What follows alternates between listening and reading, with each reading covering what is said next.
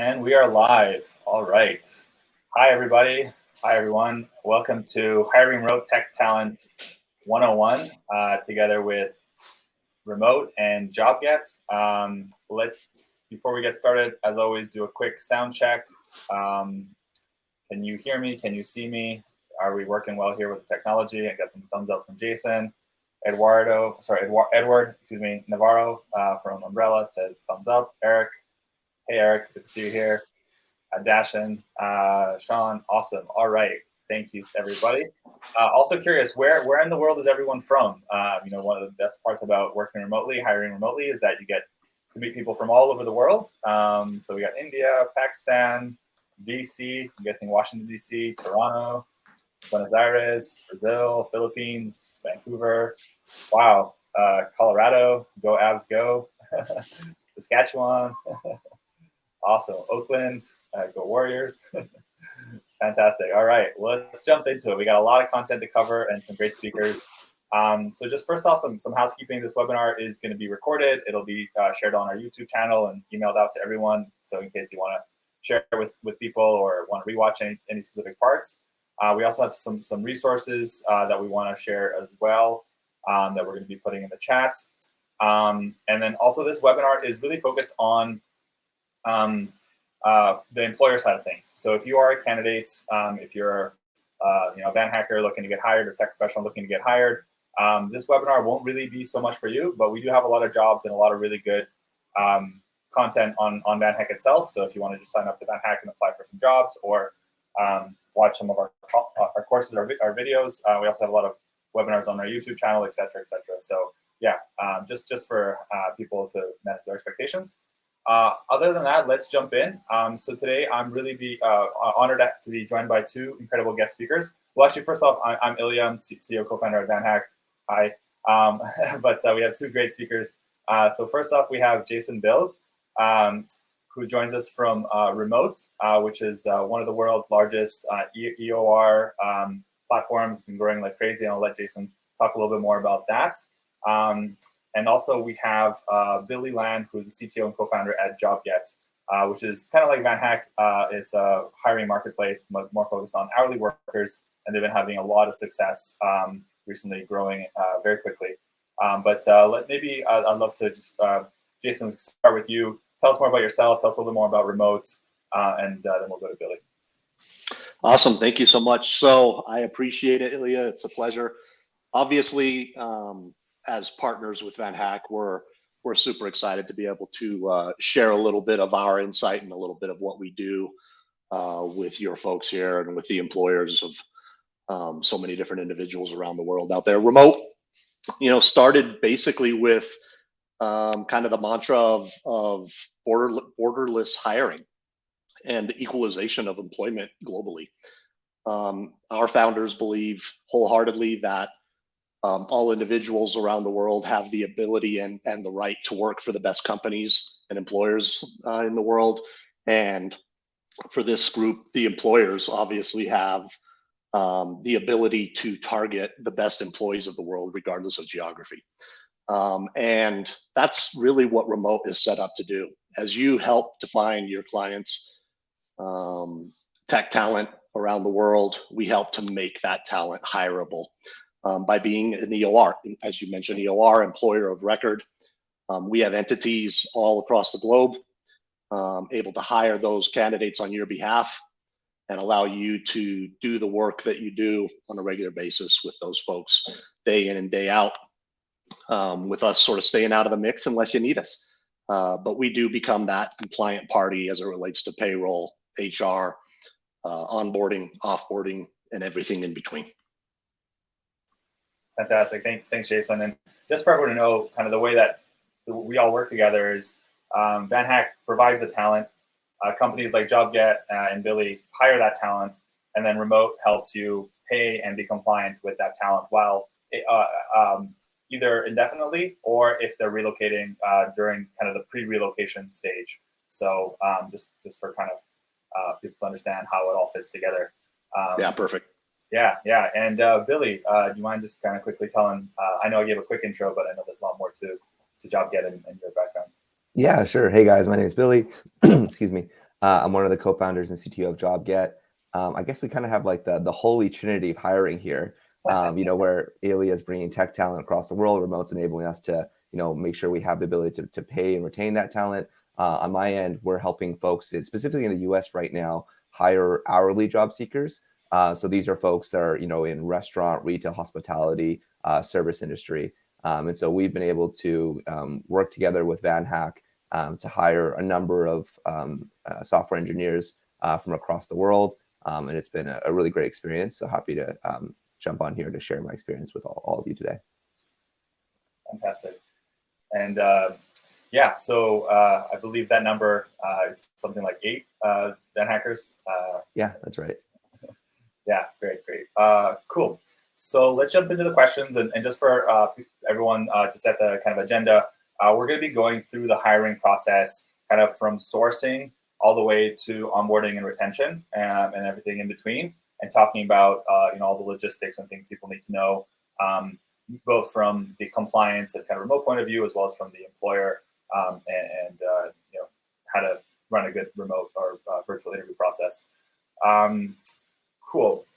All right, so let's jump in. So both Remote and JobGet are American companies, and maybe you can chat about what are the challenges that you find as a US company, both kind of hiring tech talent, which I guess we don't need to spend too much time on because I think everyone understands that it's a huge talent crunch.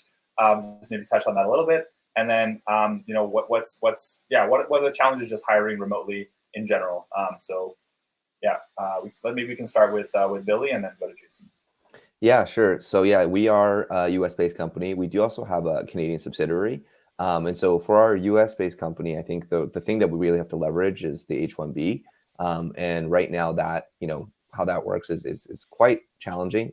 You apply every year, there's a lottery application process. And then once you apply in the lottery, you have to wait until like the next October. So it starts in spring, it goes to October. And so because of that, it just makes more sense to, look at global talent, especially because we are a fully remote organization anyways, because we do hire from anywhere in the US. And so that's when we started looking at global talent and bringing on folks from all over. We have team members currently in South Africa, South Korea, India,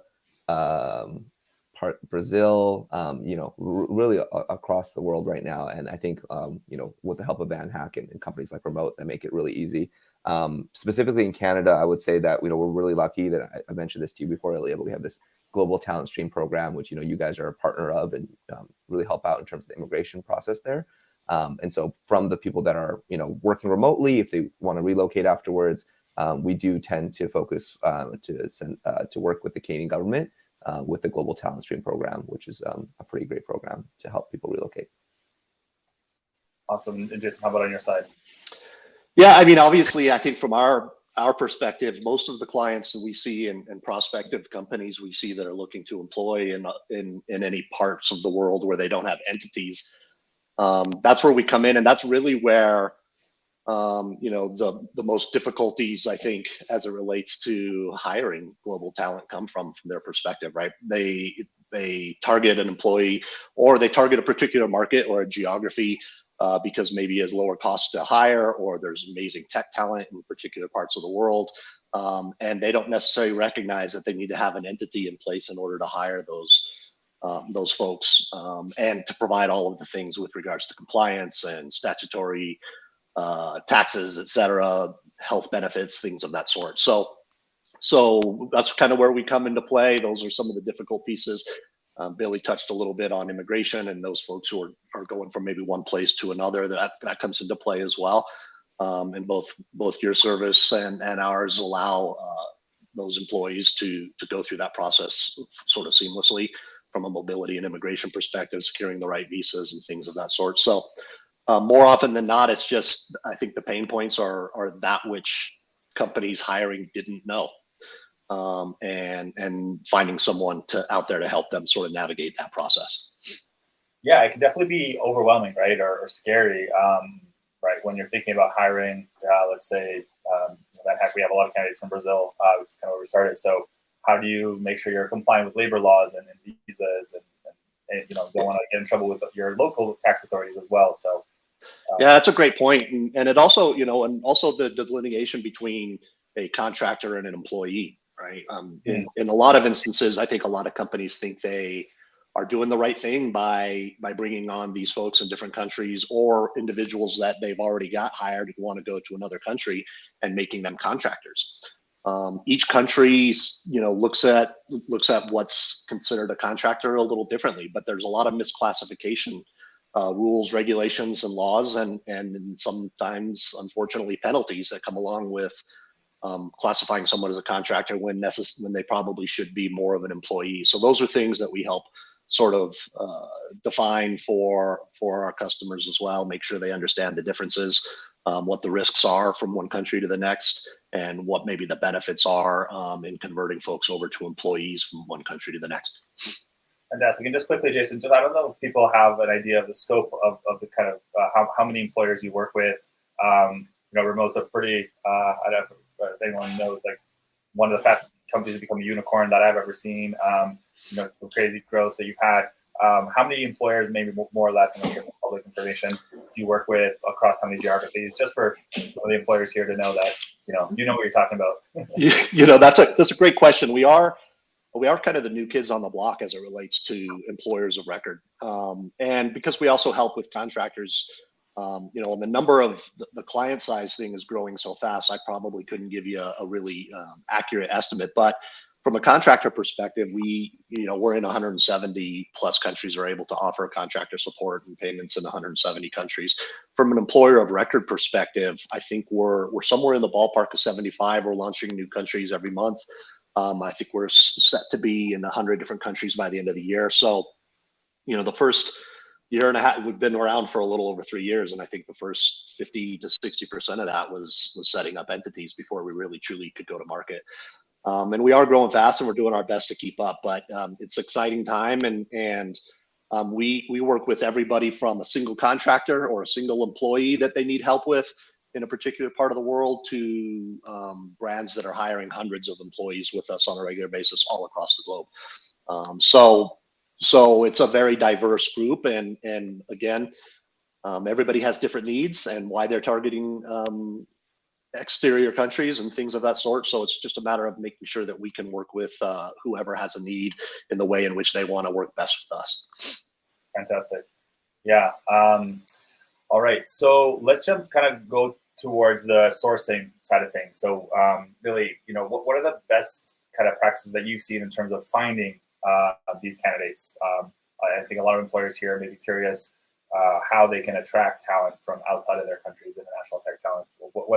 Other than working with VanHack, because that's obvious, but what else have you seen that works well? I think from the perspective of attracting talent, I think there's generally just a lot of questions because a lot of folks there may not be used to working with someone from North America or Europe in terms of the hiring practice. And so they might be used to their own countries, what the hiring process looks like. And so one, I think, is once you do get someone on a call, just really being very transparent about how things work, what the next steps are, like very, very clear. I think that's really helpful. And then just outlaying, how these type of things work, right? And just letting you know that you have people on your team that can help answer these questions as well. Because I think generally there's a lot of questions like this, like how am I going to get paid? How am I going to, what's the relocation process look like? And so I think being well studied on that and have an understanding of it is really important.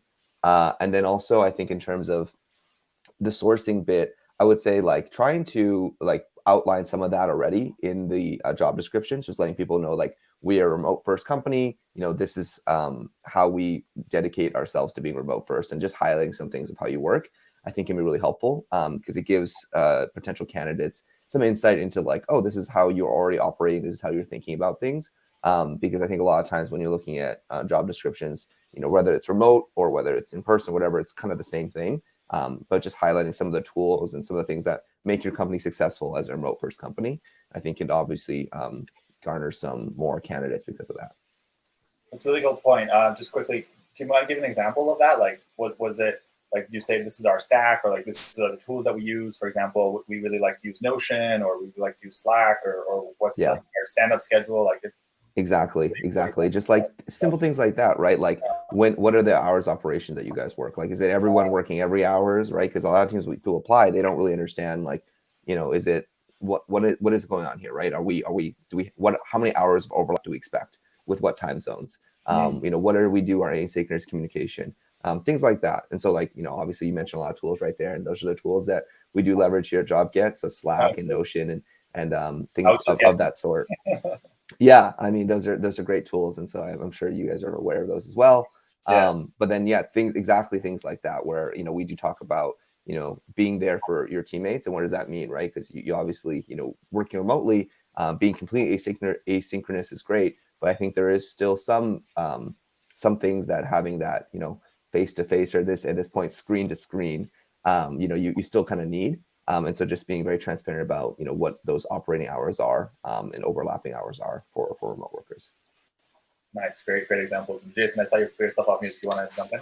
Yeah, I was going to say, I think what a lot of employers can leverage to their advantage, obviously, is they're talking to candidates and trying to source talent is truly remote first companies. And if you truly are a remote first company, they're also people first companies, right?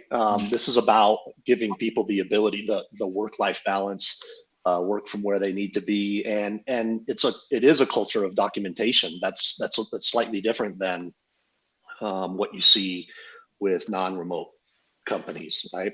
Even hybrid companies that have come slowly but surely to realize that there's a value in hiring remote folks may still not be remote first companies. And so those companies that are remote first and they put the people first, it's absolutely something that I think a lot of candidates are looking for. The ability to use all of these tools, as you mentioned, that's part of that culture of documentation.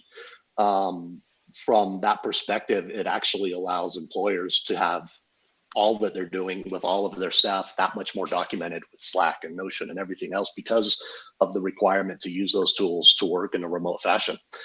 So there's a lot better communication, I think, than a lot will understand. And most of the time, I think the employees are a step ahead of actually the companies looking to hire remote employees, because they're applying for positions in companies that they know are not from their geography, not in their country. So they know what they're kind of setting themselves up for, and they're excited for it and looking for it. So I think that's a good thing. Yeah, I think don't have to look any further than just the chat on this webinar. Like, we have Jadson, who's a .NET developer from Brazil. We have Shivani, who's a software engineer from India, 5 years experience in Python. So if you're an employer, maybe this might be a good recruiting tool for you. You can just message these candidates. No fee, I guess. The candidates are here. We're not gonna get in between that. But yeah, just a little sample of the great tech talent from all over the world. That's part of the VanHack community, and of course, there's a lot more that is just out there in general. So yeah, if you're an employer here, maybe you're hiring for .NET or Python. There's two great candidates for you right there. Cool. So let's talk about interviewing. There could be a lot of challenges when interviewing remotely. There could be a lot of miscommunication, time zones, cultural issues. How do you really make sure you find that right fit? Like, let's say you source that candidate.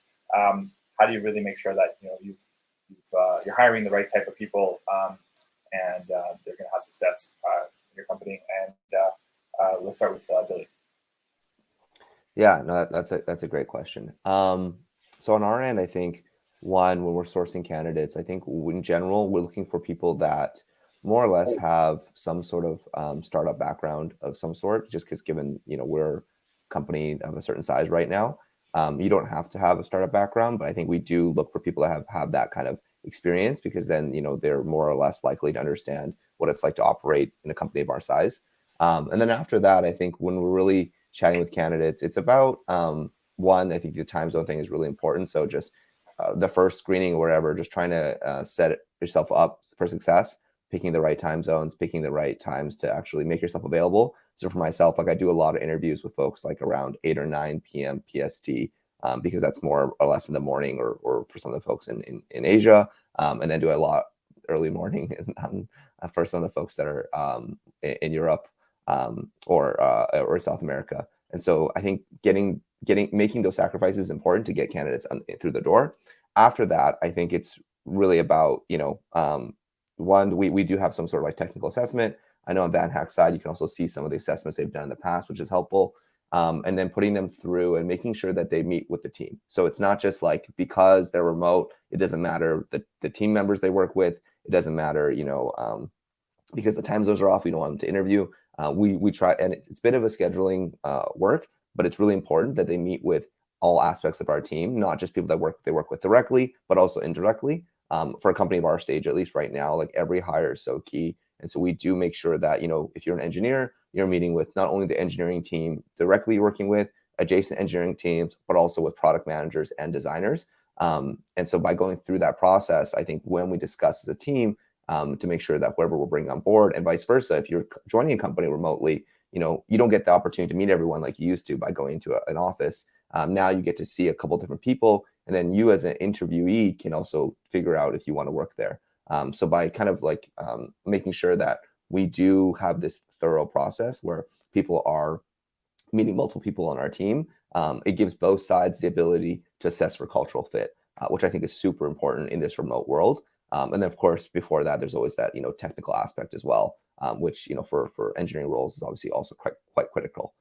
So we kind of just like, first off, we go initial screening, then we go into some sort of technical assessment. Once the technical assessment is passed, then we go into kind of more of this team virtual on-site. And we try to do that all together. Usually that's anywhere from 2 to 3 hours, depending on the role. And then from there, we're ready to make an offer. So that's kind of more or less the process. And I always outline this with candidates during the first call. So I always let them know exactly this is the process. Once you submit, this is like more or less the time you can expect to hear back. I think a lot of the times it's just as simple as letting them know, hey, this is the day you're going to hear back, right? Just taking out some of that ambiguity from the hiring process is really helpful, because then it lets candidates understand, okay, I'm not being ghosted, or, oh, this is something where I was expecting to hear back and I didn't hear back. I should follow up at this point. And there's been times where like, we drop the ball and we're busy and candidates follow up. And I'm really thankful for that, because then, right away we put it back on our radar and we end up hiring some of those folks. So I think, just being very upfront about that, and then also making sure that they have the ability to meet with multiple stakeholders, multiple team members, if possible, I think is really important. Thanks, Billy. It's very, very thorough. Appreciate you sharing. Jason, I know you don't interview tech talent yourself, but maybe you could talk a little bit about the general practices that Remote does to interview candidates. Yeah, and even carry on sort of the specific process and timeline from when an offer is being made, right? Most of our clients and employers like yourselves, as you're getting to that point where you're ready, you've done the due diligence, whether it includes background checks and interviews and the whole 9 yards, and you found and sourced talent that you're ready to move forward with and make an offer. That's typically when Remote gets brought into the process. At that point, again, when you're looking to hire someone in a country where you maybe don't have your own entity, or even in the US, in a state where you're not registered and you don't necessarily want to go the route of a PEO, a professional employment organization, which we can talk about again here in coming up. But yeah, from our perspective, I mean, I think, we're a 100% remote company as well. So we're both the same as employers here looking to hire talent globally. And really for us, we don't necessarily target geographies specific to roles other than where they're needing to align to particular clients and things of that sort through the geography. But really we're able to focus on the individual, focus on the talent, focus on the role and what we need. And then the country comes along for the ride at that point, once we've identified someone who sort of makes sense, right? But yes, from everyone on this webinar's perspective, as you've gotten to the point where you're ready to make an offer, that's sort of where we come in, help guide you through what it means to hire that individual. And because ultimately they are hired on our paper, the employment agreement will come from Remote as that entity, and we'll handle all of that compliance and everything that comes along with it from there.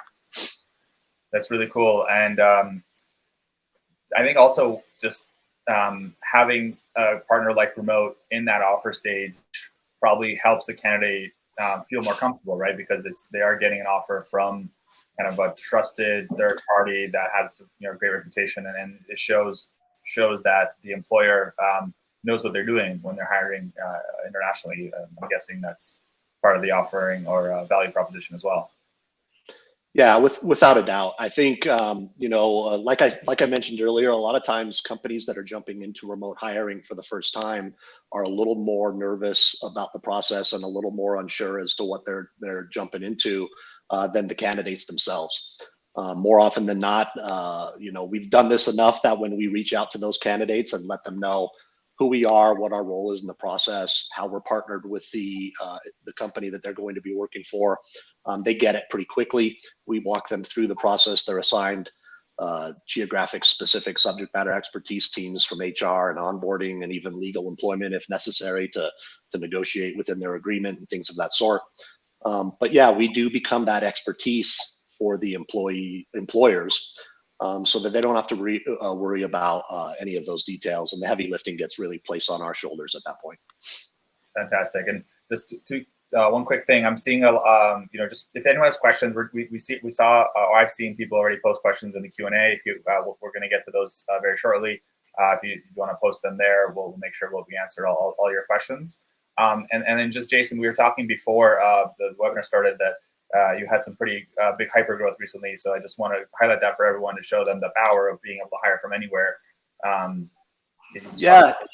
Well, and we've experienced what it is to hire individuals in each of these countries because we have, I guess, what we'll call internal employees, our own employee base. I think in a little over a year, we grew tenfold from 100 employees to well over 1,000.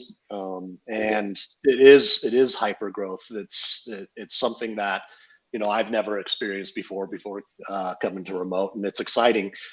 But it's garnered a lot of experience along the way, right? Because we're hiring in all of these different parts of the globe, all of these different countries, and we can speak from firsthand experience as to what's necessary in order to do so. We could also help those employers that grow a team to a certain point in a particular country that maybe it gets to a point where it makes sense for them to set up their own entity, right? And no longer need an employer of record to do so. So because we've set up entities in each of these countries and because we've hired so many people in each of these countries, we really do have sort of that experience to speak from firsthand knowledge. That's pretty cool. I didn't know that that's something you offered, or maybe it's something that kind of happens ad hoc, right? Like if you have a lot of developers or tech talent or people in general, whatever role, you'll kind of help them transition. That's really cool. And then just one final question on this point is, do you think that you'd be able to have this tenfold growth if you're only hiring in, let's say, San Francisco or one specific geography? I know the answer to the question, but just want to ask it. Yeah. No, I mean, if you know the answer to the question, it's obviously no, probably not, right? It doesn't mean that we couldn't hire that many individuals and grow maybe necessarily in a longer period of time, but I think it would mean we're way less experienced in what it is we're presenting as a product and a service, right?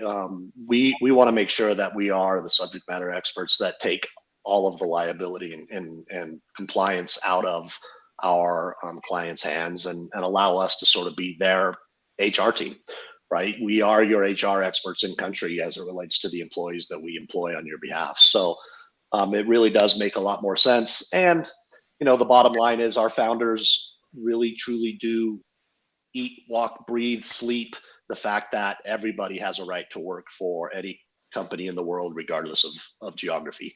And so they really are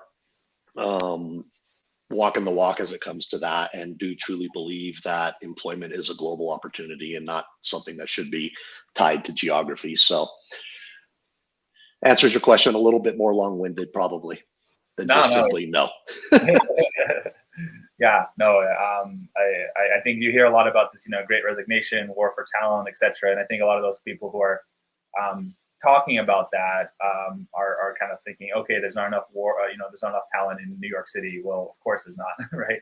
And I think that's always been the case. But one of the benefits that we have now is that it's just so much more global. So yeah, let's talk about the compliance piece, because I think that's something that we've chatted a little or mentioned a little bit. But can we talk just jump in deeper into it? So what's the difference between contractor, EOR, PEO? There's all these. How does that all fit together? Well, compliance in general, a lot of it is tied to just making sure that you're doing what the country expects you to be doing as an employer of someone in their country, right? let's talk first about sort of the delineation between contractor and employee. A lot of individual employers here and plenty others thought they were doing the right thing by onboarding contractors because they had a target, a candidate that they were in love with, wanted to make an offer to, but didn't have an entity in a particular country.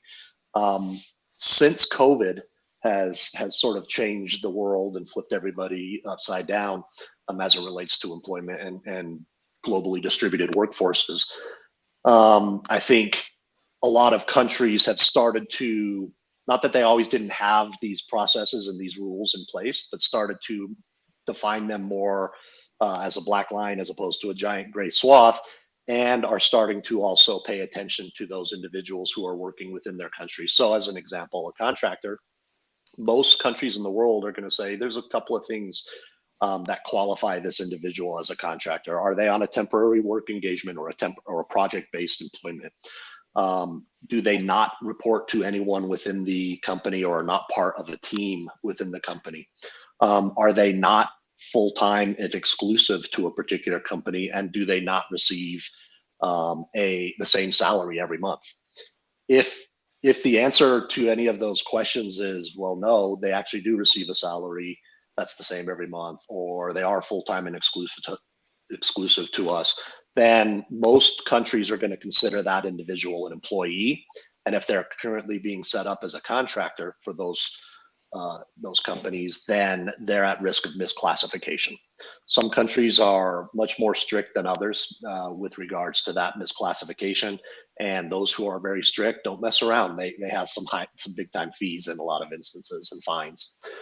So we help to make sure that you're using these people appropriately. And if you want to keep them as contractors, you know exactly what sort of those rules and regulations are in the countries you're targeting. Also, for each of those individuals, and more specifically even for employees, just like in the U.S., since a lot of U.S. companies are looking to hire globally, and that's a big target or a big piece of the audience that's on this webinar. You'll know in the U.S. when you hire a U.S.-based employee, you've got things that you're responsible for, which we'll call statutory fees. You know, they're taxes and in some instances benefits, but you've got unemployment, Social Security, federal, state taxes, et cetera. And those are percentages of the individual's salary in that country. Every country in the world has statutory fees that are similar, and in a lot of instances above and beyond some of the things we've talked about, whether it be pension plans or in Canada, you know, health benefits and things of that sort that are mandated by the employer to contribute to. So we're, from a compliance perspective, we're going to be the party to make sure that those fees are captured and that those payments are being made to the local organizations. And then on the employee side, we're also doing the same as it relates to deductions and then their payments to those local organizations as well. So from a compliance perspective, that's a big piece. Sort of take your risk out of the mix when we're hiring these folks on your behalf. Awesome.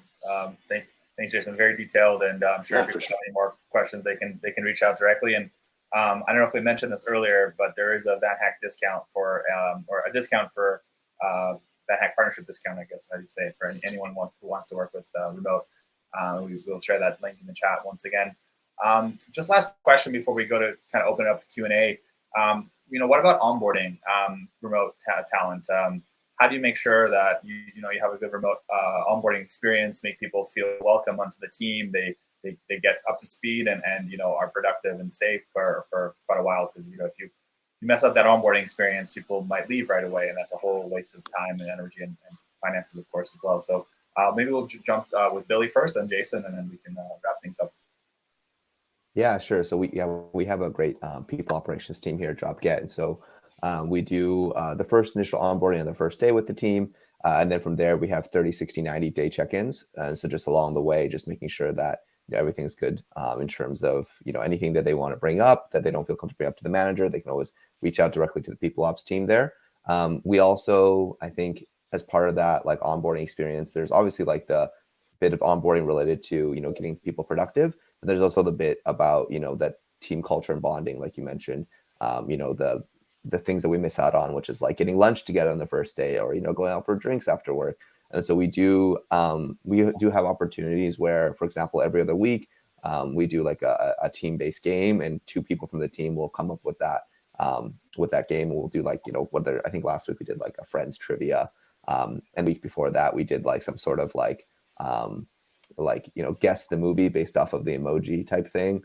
And then on top of that, I think we also do have really these kind of meetings set up in a time where everyone's able to make it. I think that's also so key. And so, for example, so for some of the team members, I think we try to avoid like the Fridays, because Friday morning, afternoons is like quite late for some folks in different time zones. And so just being thoughtful of that. I think another big thing for us is in terms of the culture aspect, and going back to how to recruit folks, is we do give local holidays. So if you're, in a country and, obviously you want to spend time with your friends and family, it doesn't make sense for you to be taking 4th of July off or Canada Day off, right? It just doesn't. And so we do like allow for local holidays. And so I think that does require to understand a bit about, what's going on in different places. So I really applaud our people ops team to be able to kind of facilitate that. But I think that's a big part of it as well, is like, that during the onboarding experience is making sure that they feel like it's onboarding for them in their environment, not just like having to fit into a particular mold, which is our company. So yeah, that's kind of how we've been doing it. Yeah, and it's actually awesome that Billy went first, because as far as we're concerned, what's most important in that process and in the way in which the candidates and who become employees interact with the company that they're going to be working for is really that we stay out of the mix as much as possible once they're truly onboarded. Because that communication in the day-to-day, the roles and responsibilities, the reporting structure, any trainings, any virtual happy hours, you mentioned happy hours or getting a drink after work or things of that sort, are really controlled by the employer, right? By the companies that we're partnered with. And we do our best to stay out of the way unless there's a need as it relates to HR specific requirements in the country, or even the candidate, the employee has questions about their pay slip or their payroll or their benefits or things of that sort. That's when we come in, because we're the team to manage that on your behalf. But more often than not, those candidates are going to go to their internal HR team or ops folks and ask the question, and then we're there to make sure that the question's answered appropriately and even answer it directly if necessary. But prior to them actually getting onboarded in country and hitting their start date, our team manages all of that. And like I said earlier on, is as soon as that offer is made, we're the team that basically builds out that formal offering and creates an employment agreement. We manage the relationship at that point with our local subject matter expertise team in onboarding and HR, who are communicating directly with the candidate, making sure that all of their questions are asked, that they feel are answered, and that they feel comfortable with everything going forward, and ultimately getting them enrolled in their benefits that they may have opted into and enrolled in payroll, and they understand all of that process. And then they have the resources necessary to reach out to us should they have some sort of specific question within those realms. Otherwise, again, we consider the relationship between our clients and those employees to be their relationship that we try our hardest to stay out of and not confuse the process at all. Fantastic. Thanks, Jason, and thanks, Billy, for the great webinar so far. And now let's open it up to some Q&A. I believe we have a couple questions. So Eric, by the way, I'm really excited to meet you in person next week at Collision if you're going to be there. So looking forward to finally meeting. Do you still need an entity in place, for example, in any foreign country, to hire using the employer of record route? If you hire someone as an employee via an employer of record partner, where does the legal risk sit? So yeah, I'm happy to jump in here. The first part of that question is no, actually, you don't need to have an entity in place, because that is specifically why we exist. We would be your employer of record, and it would be our entity that they would be hired under. At a certain point, plenty of our clients, as I mentioned earlier, grow to a point where it makes sense for them to set up their own entity in country. And then at that point, they would be off-boarded from our employment agreement and could be onboarded onto your own. Where does the legal risk sit? That's a great question, and we get it all of the time. I mean, ultimately, as it relates to specifically to the employment and remaining compliant within employing someone within that country, That's really where we are the compliant party, and we're going to be the ones to make sure we're paying attention to all of that for you on your behalf.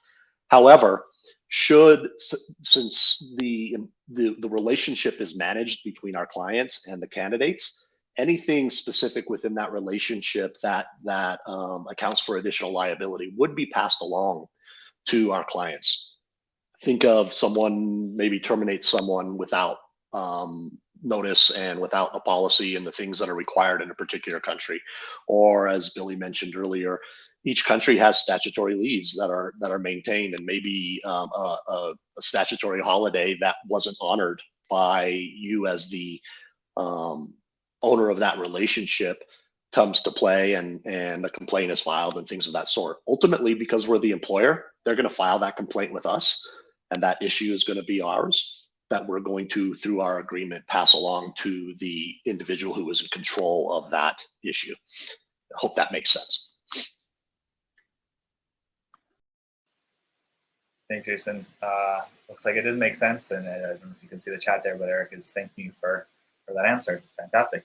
Another great question for remote, or for Jason, sorry. How long can an employee be with remote as their employer of record? So really, in most countries, you have the ability to do indefinite agreements and or fixed term agreements. If there's a fixed term agreement, that's obviously a decision that you make with the candidate, and the agreement itself is going to dictate the length of employment. But from an indefinite agreement perspective, if you're hiring someone full time, there really are not many limitations to how long that can last. There are particular countries that are different and have unique circumstances, and one of those countries is Germany, is a perfect example.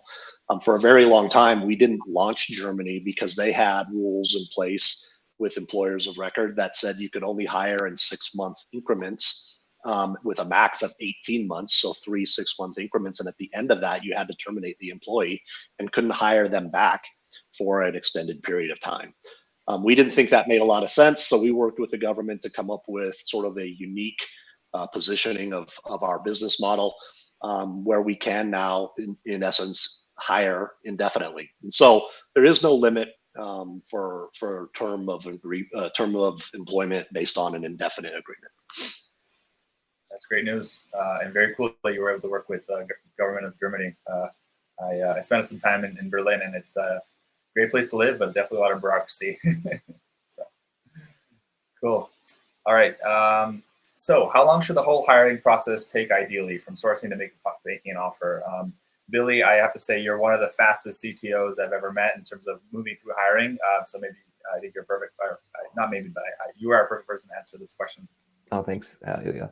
So I think it really depends, like, sorry for the kind of the flaky answer here. I think it really does depend, though, because it depends on how much the need is and how many people that you're hiring for.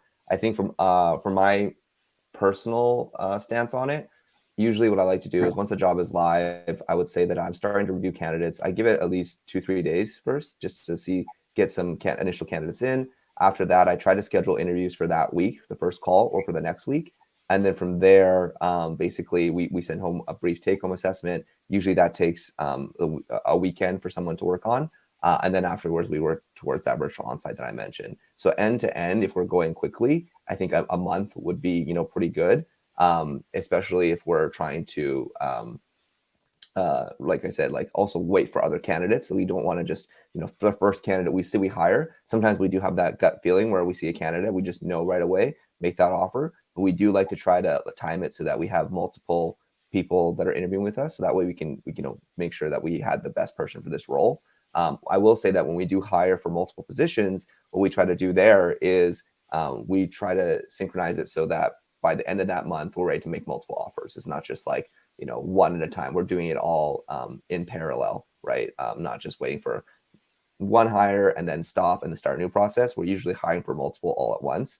And so from the very beginning of starting the process, I would say to actually offer accepted is probably within 3 to 4 weeks.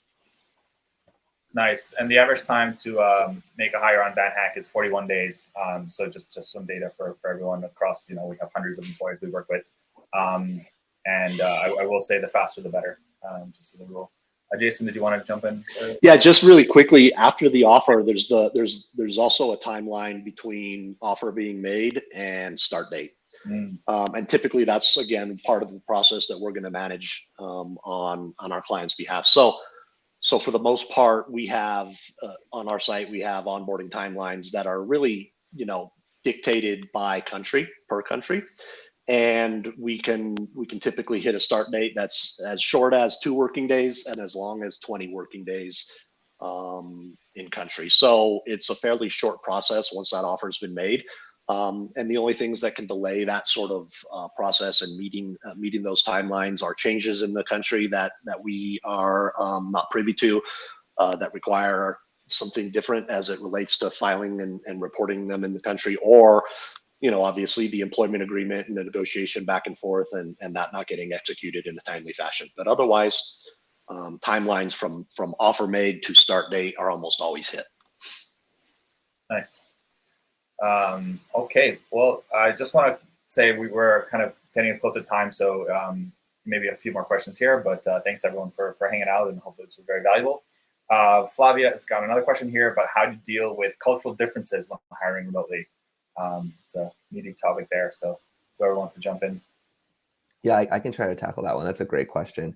So I think in general, when you're building a company, regardless of whether it's remote or not, I think there's like quite a lot of cultural differences, especially when you're building a company in a country like Canada or US, where you do have like a melting pot of folks.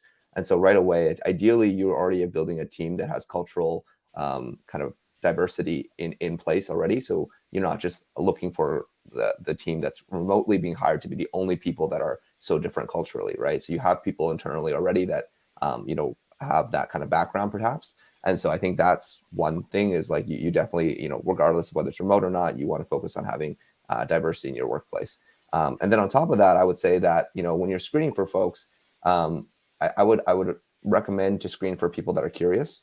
And so we always somehow try to put a screener in for some sort of level of curiosity or some sort of level of like empathy. And so because of that, even if there's big cultural differences, we find that when we hire folks that are very curious about things, they tend to ask like, why are we disagreeing on these things from a cultural perspective? Like, why are you doing this way differently? Like, much more direct versus, someone else might be doing less direct. And so even if they don't understand that, they have this curiosity to try to understand why, put themselves in other people's shoes. And then when you do that, you learn quite quickly and you understand, from other people's perspectives. And so I think that is something that's really key, is when you're doing that, just looking for folks that, even if they don't necessarily right away, you think, oh, cultural fit might not be there. If you're screening for things that are like culturally universal, for example, like curiosity, I think the other things can kind of fit into place. So I would find those kind of key things in your company's culture that you want to screen for. And then as long as they check those boxes, I think everything else can kind of, like I said, fit in place around that.